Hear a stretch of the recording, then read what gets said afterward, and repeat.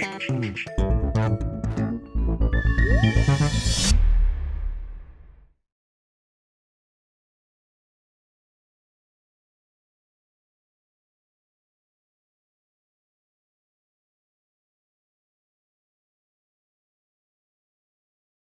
coalition of a dozen conservative religious organizations is calling on the U.S. government to defund the U.S. bishops and other religious left churches.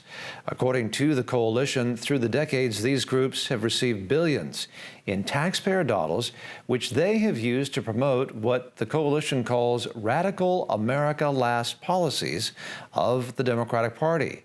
And so, Michael Voris, what kind of America Last policies are you talking about here? Well, if we were to begin with the lion's share of what they get government funding for, that would be for immigration.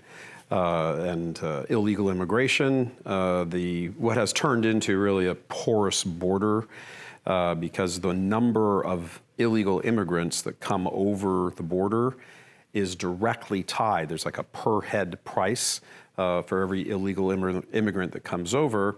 The United States Conference of Catholic Bishops, as well as other irreligious left groups, tie their asks from appropriations committees to the numbers that cross over the border, making a supposedly a humanitarian plea that, oh, look at these people, they need food and clothing and housing and phones and transportation and everything else. So the greater the influx of people that come across, the greater amount of money they ask for and the greater amount of money they're given. So illegal immigration as a thing becomes extraordinarily profitable for the USCCB, the National Conference of Catholic Bishops, as well as some of these other groups. So there's an incentive for some of these organizations then to ask for more money, to try to seek more money. This is coming from the U.S. government in U.S. taxpayer dollars. Is that correct? Absolutely, and it isn't only, depending on what state you're in, it isn't only a lobbying of Congress and their appropriations committees. It also happens on a state level, particularly in Texas, for example, as well as a county and a city level. One example that I just learned of, as a matter of fact, at our press conference, is that the Catholic Charities, an arm of this whole operation, big arm of it, asked for and received $32 million from the city of San Antonio in order to take over the administration of a house that houses illegal immigrants. So they run that house, and the city gave them $32 million.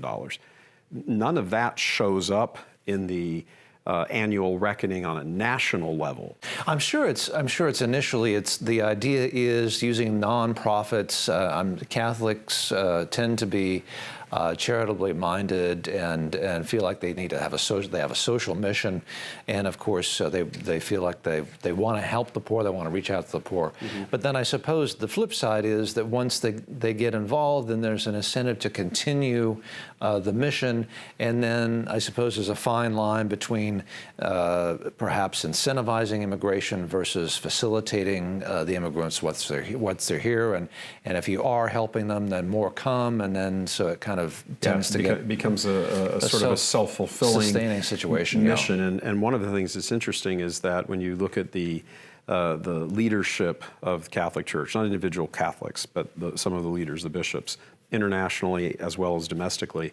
Catholic Relief Services is very active in many of the countries where the immigrants come from. So they, for example, so there's a network, apparently. Oh, it's a giant network. Yeah, it's Catholic network. Giant network, mm-hmm. Right.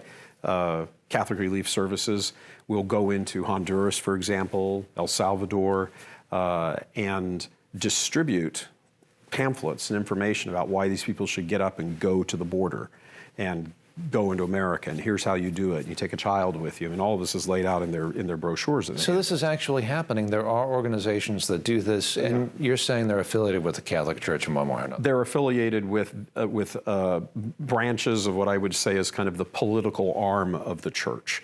None of this is Catholic. You don't, from a Catholic teaching standpoint, you don't go into another country, begin to destabilize its population, propagandize it with saying, hey, go over there, so that on the other side of the border, another one of our arms can, cash in on you. What's going on with, for instance, climate change? How are religious left organizations involved in advocating one way or another for climate change? Well, if you look for example, if you go onto the U.S. Bishop's homepage, there are more than 20 different organizations, all under their formation, that help feed the climate paranoia.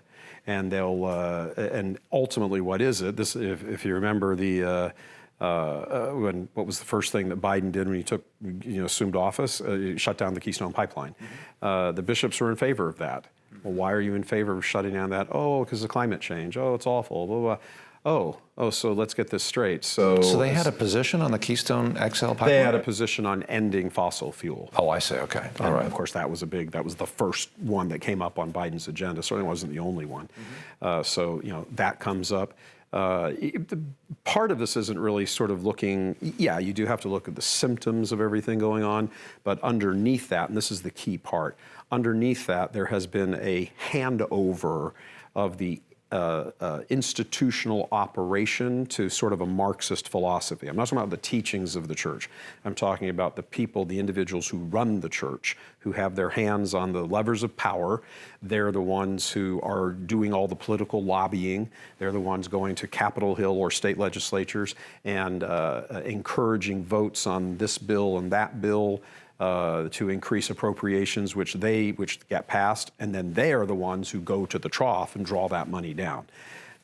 In D.C. here, the USCCB office, United States Conference of Catholic Bishops, has nothing to do with Catholicism. It is not part of the church, even though you would look at it and think it is. Right there at the front gate, there's this big giant statue of Jesus. It says U.S. Conference of Catholic Bishops.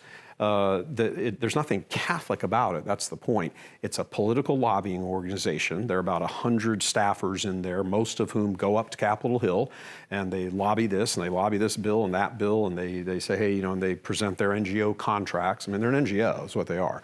They're the third-party contractors who fulfill what has largely become sort of a Democratic Party agenda: climate change, immigration, guns, all of that. This idea that that U.S. Conference of Catholic Bishops is somehow about promoting the faith has nothing to do with promoting the faith. For example, in 2008, one of the staffers. But you have Catholic bishops who presumably there are setting policy or organizing it somehow? Technically, and I guess at the end of the day, so they are responsible, they are the leaders, but they aren't there. The Catholic bishops are back in their various dioceses. They only meet 1 week a year, twice.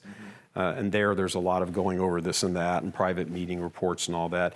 The administration of the USCCB is largely left to lay staffers, many of whom are political liberals.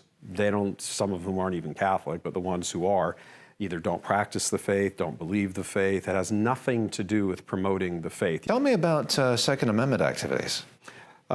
In the last month, well, I guess now probably about the last 6 weeks, Cardinal Blaise Cupich of Chicago, who many in the church refer to as the American Pope, because he's the most influential, many of the bishops fear him because he has a direct line to Pope Francis. And if he wants you gone, you're gone.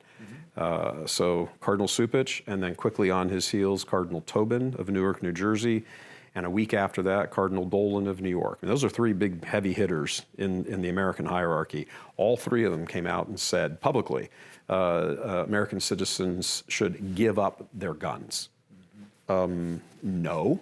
Why don't you all get rid of your armed security details? You're calling on Catholics to do what now?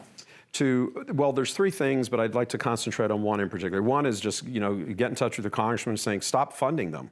When the USCCB and that whole political lobbying circus comes to town. Stop public funding for the U.S. Conference of Catholic Bishops. And all of their arms, which is Catholic Charities, CRS. I mean, they've got dozens of organizations. Stop, just cut off the funding. Don't let them in. And you're basically pushing back now? Is that raising awareness amongst Catholics and saying, take a look? Or? Well, we've been doing it amongst Catholics for a long time, but because the structure of the church, with the exception of Catholics just saying, well, I'm not going to give them any more money, there's not really, we get to vote bishops out of office or anything in Catholicism.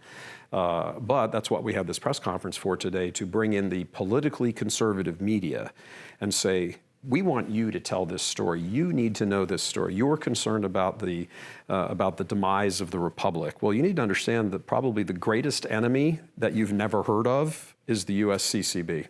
Michael Voris, founder and president, St. Michael's Media, thank you for joining us on OAN.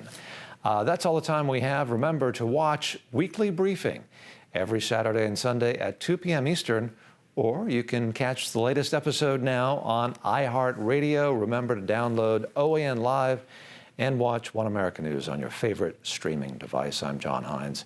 Thank you for watching. Until next time.